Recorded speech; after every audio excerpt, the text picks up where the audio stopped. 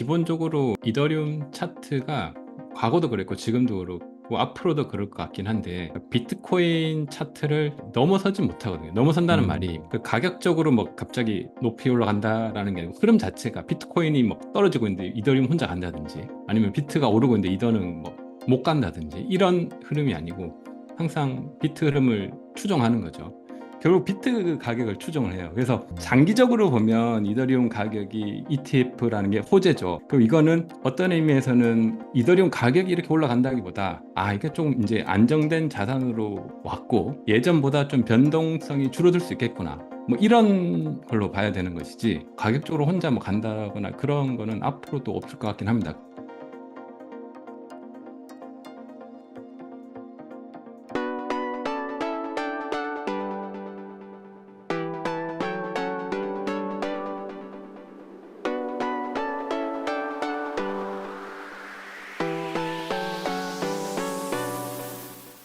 네, 오늘도 데니월드님과 하루님 모셨습니다. 네, 안녕하세요. 네, 안녕하세요. 네, 오늘 날짜가 7월 15일인데요. 요즘에 뉴스 기사들 보면 이더리움 현물 ETF 이제 실제 거래되는 날짜가 얼마 안 남은 것 같거든요. 좀 되게 임박한 느낌이 좀 많이 들거든요. 7월 달 내에는 될 거라고 보는 음, 의견이 대다수인 것 같습니다.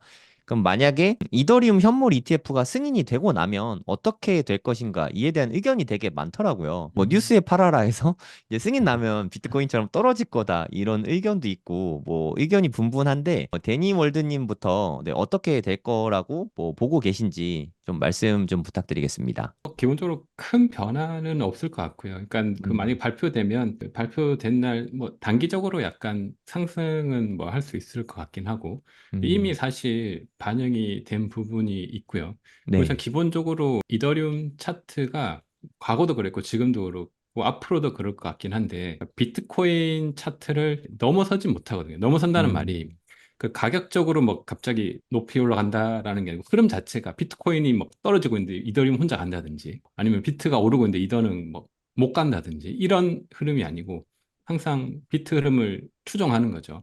네. 그래서 이더리움 입장에서는 ETF가 호재죠. 호재인데 과거에도 이더리움은 호재가 굉장히 많았거든요. 예를 들어 머지 음, 같은 경우도 음, 업그레이드가 그게 어떻게 보면 비유하자면 스포츠카가 막 달리고 있는데 달리고 있는 상태에서 뭐 아우디 스포츠카가 막 달리고 있는데 BMW 엔진으로 엔진을 교체하는 거거든요. 달리면서. 음, 굉장히 어려운 업그레이드죠. 그러니까 네. 멈춰서 보통 업그레이드 하면 멈춰서 교체하고 가잖아요.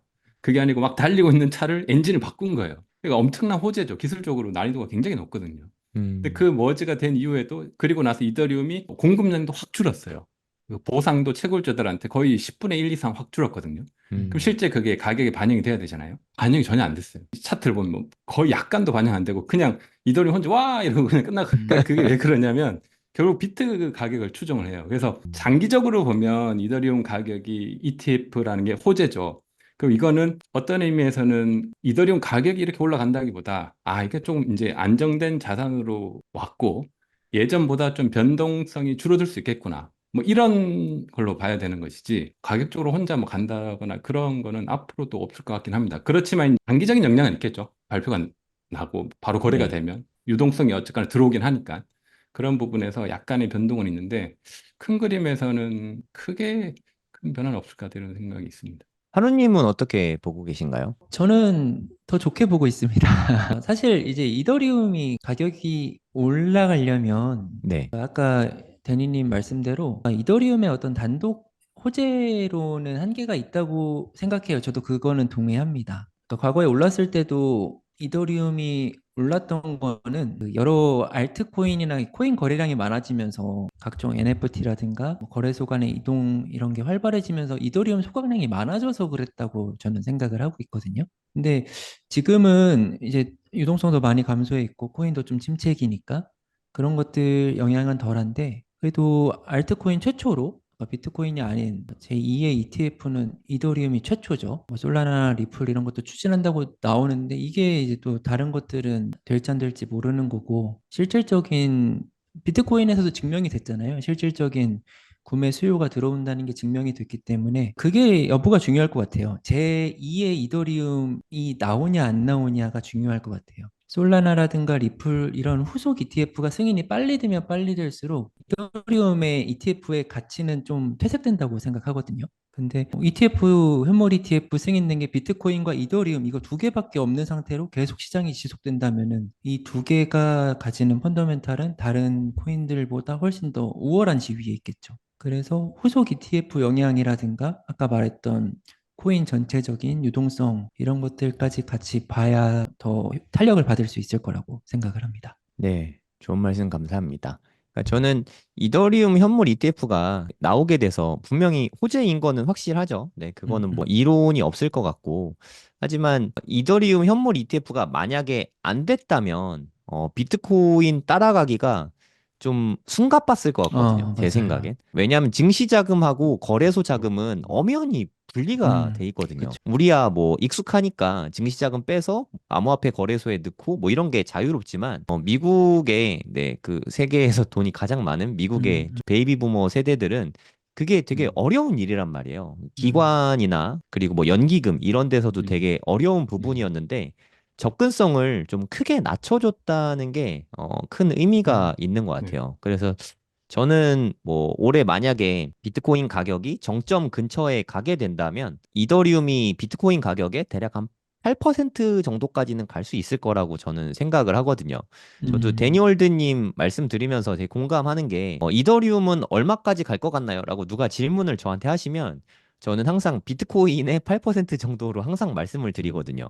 음, 그러니까 아직까지는 이더리움이 혼자서 뭔가를 할 수 있을 만큼 독립적인 느낌은 사실 잘 음, 들지 않아요. 아직은 비트코인의 종속적인 입장을 좀 탈피할 만큼 그렇게 펀더멘털이 엄청 좋아졌다고 말하기는 좀 음, 뭐한 것 같고, 음, 하지만 단순히 그냥 뭐 투자 관점이 아니라 트레이딩 관점에서 보면은 비트코인보다 이더리움이 한 1년 수익률만 놓고 보면 이더리움이 더 좋을 것 같다는 데는 저도 동의를 하거든요. 음, 근데 이렇게 얘기하면 그러면 이 지금 이더리움에 몰빵하는 게 제일 최선의 선택이냐라고 누군가는 물어볼 수도 있겠지만 그게 좀 마음이 힘들면 안 되잖아요. 그러니까 그렇죠. 저부터가 네. 비트코인을 살 때는 그냥 뭐 아무 생각 없이 사도 좀 부담스럽지가 않거든요. 네. 이더리움을 살 때는 정말 많은 걸 생각하게 돼요. 막 그쵸. 재고 따지게 네. 되고 비트코인 가격이 빠지면은 더 사면 되겠다는 생각이 드는데 이더리움이 가격이 막 빠지면 이거 얘 괜찮나? 이러고 좀 걱정이 먼저 되거든요. 그래서 우리가 돈을 넣어서 투자를 하는 거는 수익률이 다가 아니다. 저는 음, 이런 생각이 듭니다. 저는 안정성이 더 중요하다고 음, 생각하거든요. 아니, 내가 투자를 해놓고 두 다리 뻗고 자야 되잖아요. 그쵸. 제가 솔라나가 뭐 비트코인, 이더리움, 솔라나 세 개를 놓고 봤을 때 뭐가 제일 수익률이 좋을 것 같냐 하면 저는 솔직히 솔라나거든요. 음, 하지만 솔라나에는 전 투자를 하고 있진 않거든요. 같은 이유라고 생각이 들고 그래도 이더리움은 ETF가 승인이 되면서 그래서 비트 이더까지는 그래도 이제 두 다리 뻗고 투자할 수 있는 가상화폐가 되지 않았나. 저는 음, 그거 자체만으로도 음, 대단한 의의가 있다고 생각하거든요. 그렇죠. 네. 맞아요. 딱 그 정도인 것 같아요. 비트코인과 이더리움은 뭐 시총 1위와 2위지만 느껴지는 그 격차감은 말씀하신 대로 비트코인은 뭔가 이렇게 두 다리 뻗고 잘 수 있는 정도의 안정감인데 이더리움은 비트코인과 아예 궤가 아예 다르다고 봐야 되거든요. 아예 다른 네. 코인. 그게 또 왜 비트코인은 그러냐면 실제적인 이유를 말씀드리면 비트코인은 완성품이에요. 더 이상 음, 뭐 개발하고 이런 게 아니고 끝났거든요. 네. 음, 그 완성된 거를 이제 돌아가고 음, 하는 음, 건데 음, 이더리움은 지금도 개발하고 있어요. 아직 그리고 갈 길이 앞으로도 더 개발해야 멀다면서요. 되고 계속 ING예요. 뭔가 계속 만들고 음, 있단 말이에요. 그러니까 이게 만들고 있다는 것은 잠재적으로 굉장히 좋아질 수 있는 가능성도 음. 있지만 만들다가 잘못 만들면 이게 무너질 수도 있잖아요. 그 리스크가 불완전함도 같이 항상 가지고 있는 있구나. 거거든요. 그러니까 그 리스크 대비 수익률이 높은 거지. 그렇게 비교해 보면 되게 좋습니다. 그래서 나는 계속 만드는 걸 또 나 투자하고 음, 싶어 이런 분들은 이더리움 투자하면 되고 난 음, 음, 좀 안전하게 다 완성돼서 이제 더 이상 문제 없는 거 이거 음. 투자할래 하면 이제 비트코인을 하는 거죠. 네, 그런 네. 관점이 좋은 것 같습니다. 제가 딱, 데니얼드님께 또 궁금한 게 아까 이더리움의 머지 업그레이드 같은 경우는 달리는 차에서 엔진을 네, 교환하는 수준의 고난이도다 이런 음, 음, 얘기를 음. 하셨잖아요. 네네, 이더리움은 앞으로도 그런 고난이도의 업그레이드가 계속 남은 네, 거예요? 그렇죠. 계속 남아 있습니다. 그게 아, 아직 좀 한참 무섭네요. 남아 있어요. 한 번이라도 뻥 나면 큰일 나는 거잖아요. 큰일 나죠. 그러니까 그게 완전히 무너지진 않는데 만약에 뻥 나서 문제가 생기면 다시 이렇게 돌릴 수 있는 방안은 있긴 있어요. 잠깐 롤백 해야 되나요? 예, 네. 롤백해서 멈췄다가 갈 수는 있는데 그런 음. 일이 벌어지면 시장에 주는 여파가 어마어마하죠. 다 멈추게 네, 되니까. 이더리움 위에 신뢰가 모든 게 다 완전 있거든요. 네. 다 멈춰야 되거든요. 그러면 완전히 패닉이죠, 시장이. 음. 그런 일이 벌어나서는 절대 안 되겠지만 그런 일이 벌어날 가능성이 없냐라고 하면 그렇진 않단 말이죠. 음. 0점 몇 퍼센트의 가능성이 존재하긴 하거든요. 결국 사람이 만드는 거고 이게 소프트웨어이기도 하고 그게 이제 결함이 있을 수 있다는 거죠. 다 만들어 놓고 있는 상태에서는 결함이 사실 없다고 봐야 되고 비트코인은 결함이 뭐 있다고 하더라도 0.00001% 정도라면 끝났으니까 이더리움 네. 계속 만들고 있으니까 결함률이 더 높은 거죠. 리스크가 있는 네, 거네요. 더 리스크가 더 커진 거죠. 비트코인에 비해서. 그럼 이더리움이 완성품에 가까운 수준으로 업그레이드가 되려면 몇 년 후 정도일까요? 정확하진 않은데 보통 이더리움 파운드 재단에서 얘기하자면 최소 그래도 10년 이상은 좀 보고 있습니다. 아, 10년. 10년 10년이면 그래도 정도는 해야 네. 이게 완성이 되거든요. 앞으로 남아있는 기간이 한 10년 정도라고 저는 보고 있습니다. 그러니까 어떻게 보면 10년 뒤에는 이게 완성이 돼서 문제가 없으면 그때는 굉장히 장밋빛인 거죠. 그래서 그걸 보고 좀 아, 투자를 하는 거거든요. 그래서 이거는 문제 없이 10년 동안 갈 거야라고 리스크를 내가 감안한다면 지금부터 계속 투자를 해도 진짜 완성이 됐을 때는 그래도 비트를 넘진 못해요. 네. 그렇지만 이게 완성이 돼서 괜찮으면 굉장히 괜찮은 혁신이 나오긴 하거든요. 그래서 그 기간이 아직 남아있다. 이렇게 투자하는 관점에서 좀 바라봐야죠. 이게 그러니까 불안전함도 가지고 있고 이제 반대로 장밋빛 가능성도 가지고 이렇게 네, 두 가지를 다 갖고 있는 셈이. 네, 그렇죠. 그때 솔라나는 제2의 이더가 아니라 그냥 난 솔라나다 이런 말씀을 해주셨잖아요. 솔라나 네. 같은 경우는 어때요? 걔도 이렇게 계속 업그레이드를 해야 되는 입장인가요? 걔도 계속 해야 됩니다. 예, 솔라나는 네, 뻑하면 뻗잖아요. 네, 이게 그거 뻗잖아요. 좀 문제가 있으니까 뻗는 거거든요. 그걸 고쳐야 네, 되거든요. 그래서 그 그걸 계속 고치는 작업을 하고 있고, 네. 고칠 수 있는 문제이긴 한 거예요. 뻗는 결함이. 고치려고 하면 고칠 수 있겠죠. 뭐 사람이 또 노력하면 할 수 있지 않겠어요. 근데 그만큼 이더에 비해서는 리스크가 더 크고, 그죠? 그래서 뭔가 만들어 간다는 것은 어려운 일인데 기존에 없던 거거든요. 다 이게 개념들이. 그래서 기존에 네. 아무도 모르는 거예요. 아무도 모르는 것을 계속 해보니까 하다 보면 이제 문제가 생기고 그러잖아요. 그걸 이제 고쳐가는 과정인 거고. 그러다가 진짜 괜찮은 혁신이 나올 수 있는 건데. 근데 비트는 굉장히 심플해요. 구조가. 그래서 뭐 복잡하지 않고 단순하기 때문에 결함 자체가 없어요. 구조, 설계 자체가.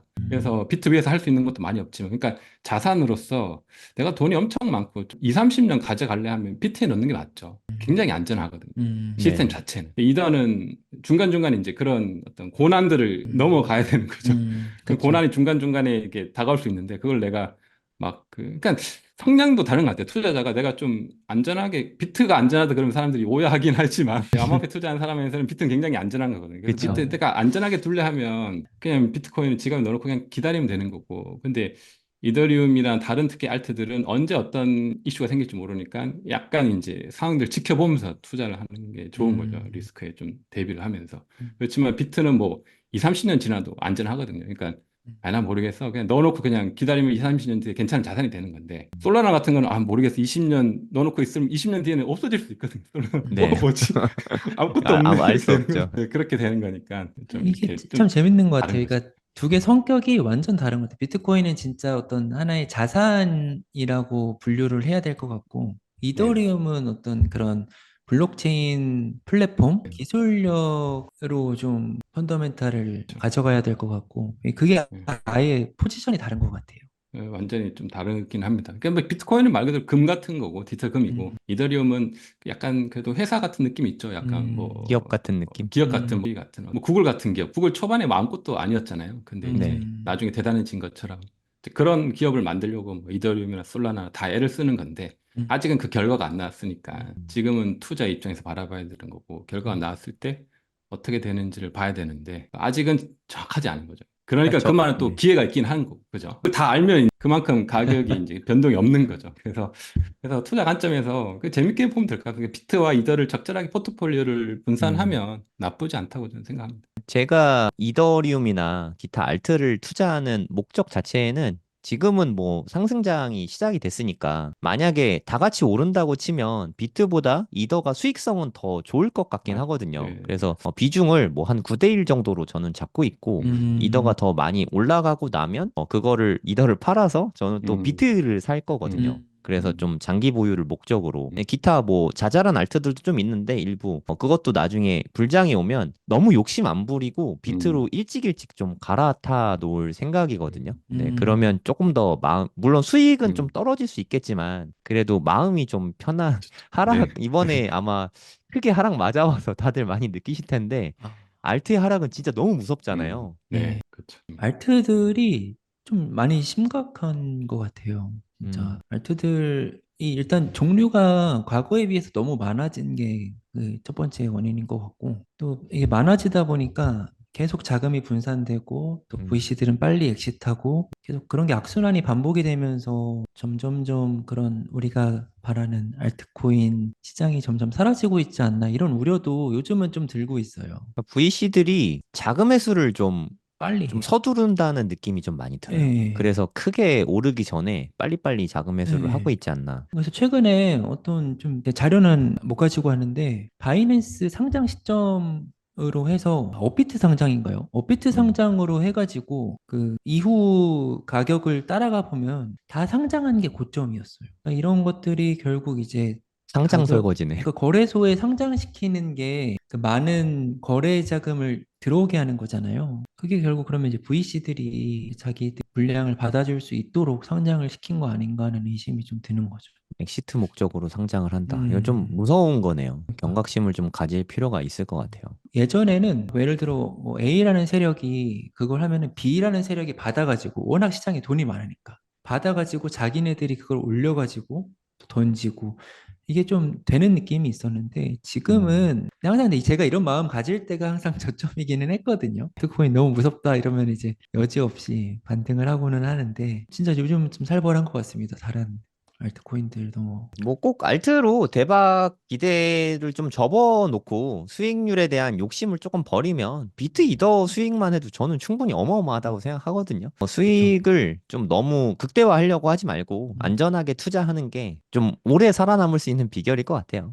부자가 되려면 이 세 가지가 다 중요한데 결국에는 공부로 귀결된다고 생각합니다. 비트코인이 대체 어떤 쓸모가 있는지, 비트코인이 진짜 돈은 되는지, 그리고 투자의 기본 원리부터 시작해서 알트코인은 어떤 방법으로 고르고 어떤 방법으로 투자를 해야 되는지 이런 부분도 당연히 알려드리고요. 차트 공부도 저는 코인 공부에 있어서 핵심 중에 하나라고 생각해요. 기본적으로 꼭 해야 되는 거라고 생각하고요. 언제 들어갈지 아니면 뭐 언제 수익 실현할지 이런 거를 지표를 따져보는 거죠. 그리고 선물 투자가 코인에는 가능하거든요. 안전하게 욕심부리지 말고 잘 쓰면 자산을 증식시키기에 좋은 수단 중에 하나지만 레버리지를 좀 쓸 수 있으니까. 하지만 과도한 레버리지를 쓰고 잦은 거래를 하면 순식간에 불이 날 수 있다. 그래서 기왕 할 거라면 좀 잘 배우고 판단을 해볼 수 있죠. 앞으로 있을 5년이 우리 인생에 아주 좋은 기회가 될 수 있을 거라는 생각이 들어서 제가 가이드 해드린 대로 5년 동안 그렇게 투자를 하시면 앞으로의 인생에 큰 기회를 잡을 수 있지 않을까, 저는 그렇게 보고 있습니다. 제가 생각하기에 대한민국에서 이렇게 하나하나 알려주는 강의는 아마 아예 없을 거예요. 저도 그런 강의를 원했었는데 제가 2021년부터 코인 투자를 처음 시작했는데 저는 이렇게 알려주는 사람도 없고 강의도 없어서 삽질도 되게 많이 하고 손해도 사실 좀 많이 보고 했는데 제가 겪은 시행착오와 그때 답답함을 제가 누구보다 잘 알기 때문에 누구나 이해할 수 있게 쉽게 다 알려드릴 겁니다. 처음부터 기초부터 차근차근 공부하실 분은 코인생기초 10기에서 함께 공부하시면 좋을 것 같습니다.